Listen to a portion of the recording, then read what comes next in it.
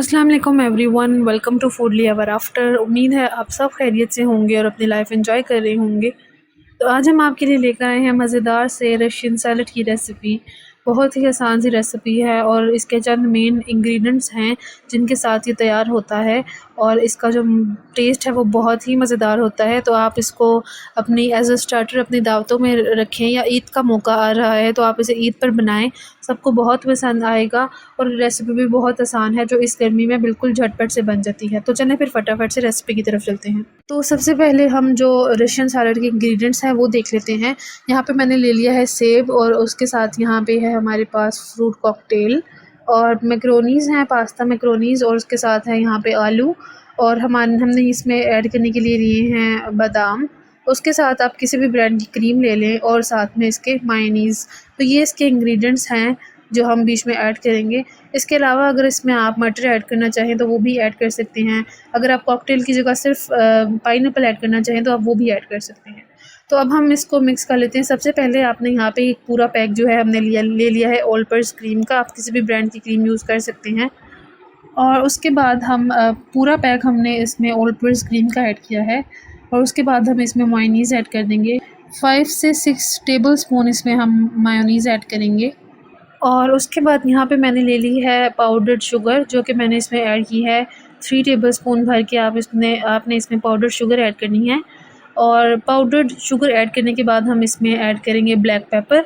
तो 1 टीस्पून मैंने इसमें ब्लैक पेपर ऐड की है। और अब ये सारे जो इंग्रेडिएंट्स हैं हमने इनको अच्छे से मिक्स कर लेना है। आपने इसको अच्छे से मिक्स कर लेना है ताकि जो मायोनीज़ और क्रीम है वो आपस में मिक्स हो जाए, और इसी तरह जो हमारी पाउडर शुगर है वो भी बिल्कुल बीच में मिक्स हो जाए। और इसी के साथ अगर अभी तक आपने हमारा चैनल सब्सक्राइब नहीं किया है तो लाजमी हमारे चैनल को भी सब्सक्राइब कर दें, और बेल आइकन के बटन को भी हिट कर दें। तो यहाँ पे जो हमारी क्रीम थी वो अच्छे से मिक्स हो चुकी है। तो इसमें सबसे पहले हम ऐड कर देंगे सेब। यहाँ पे मैंने लिए हैं 2 कप, और 1.5 कप मैंने इसमें पास्ता मैक्रोनीज़ ऐड की हैं। इसी के साथ 2 कप मैंने इसमें फ्रूट कॉकटेल ऐड किया है। और जो हम कैंड फ्रूट कॉकटेल लेते हैं उसमें पानी भी होता है, तो आप वो जो जूस है वो भी बीच में ऐड करें। इसके साथ मैंने इसमें 1 कप लिए हैं आलू, और उनको मैंने बॉईल कर लिया था।